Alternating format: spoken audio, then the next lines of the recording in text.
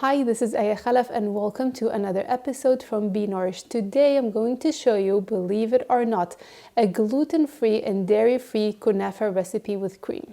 Yes.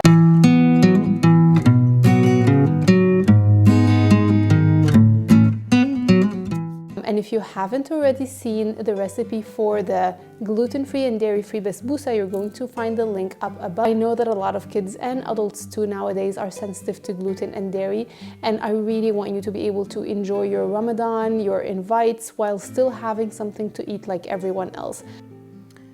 I will start by adding 2 cups of rice flour, 1 cup of tapioca starch, 2 tablespoons of oil, and around 3 cups of water. I do encourage you to add the water really slowly and test how your dough is looking, because depending on the type of flour, sometimes it takes more or less. You do want it to come out in a very loose consistency, but not as loose as just like plain water. I used this really small tip that I got from the cake decorating section, and it actually worked perfectly for making my thin kunafa hairs.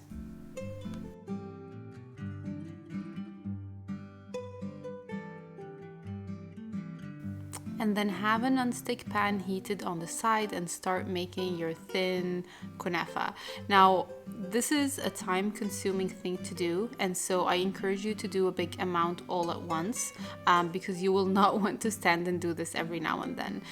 Some troubleshooting at this point: if the dough is not coming out of the hole and you need to squeeze so much for it to come down, then maybe you made it too thick. If it's coming down but it keeps cutting, then maybe you made it actually too loose. And so kind of adjust your dough until you get that perfect consistency that's coming down as like thin hairs that you can do like circles so that you can get those perfect kunafa hairs. You can then put some butter or ghee or any type of oil that you want on top of the kunafa and put it in the oven. I know there are different recipes for kunafa. I am making here the osmadleya kunafa, the one with the cream and the mango, so that's why I kind of put it in the oven and then I cracked it up afterwards. But if you're planning to do a different type of kunafa, you can just use this the same way that you would use a regular kunafa. What I did here is that I put some oil, I put it in the oven until it crunched up, and then I put it in a Ziploc and cracked it to make those small osmadleya kunafa type.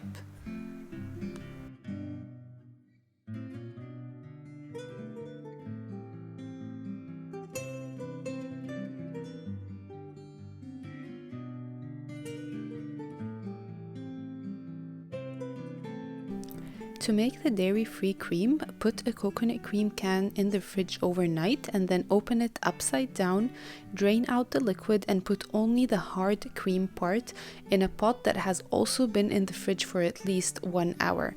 And then add some powdered sugar, vanilla, and blend it up for about 7 to 8 minutes until it's frothy. I also found that if you add 1/4 of a spoon of xanthan gum, it makes it hold itself better.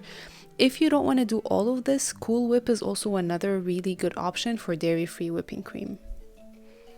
For the sugar syrup, I put 1 cup of sugar and 1/2 cup of water and a few drops of lemon, and you let it boil until it gets a little bit heavier, and then let it cool down before putting it on the kunafa. Now it's time to assemble the kunafa. So I'm going to put a layer of kunafa, a little bit of sugar, and then a layer of cream. You can also put mango or strawberries if you want to get that taste. Non-dairy cream is really heat sensitive. If you keep it outside in the heat, it's going to melt, and so make sure that you keep this in a really cool place or in the fridge until it's ready to serve.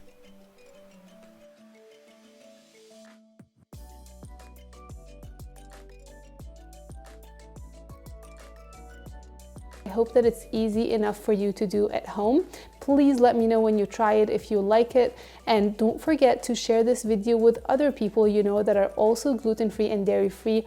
And most importantly, don't forget to subscribe to my channel so that you can get all the other videos that are coming up. Thank you, and I'll see you in another episode.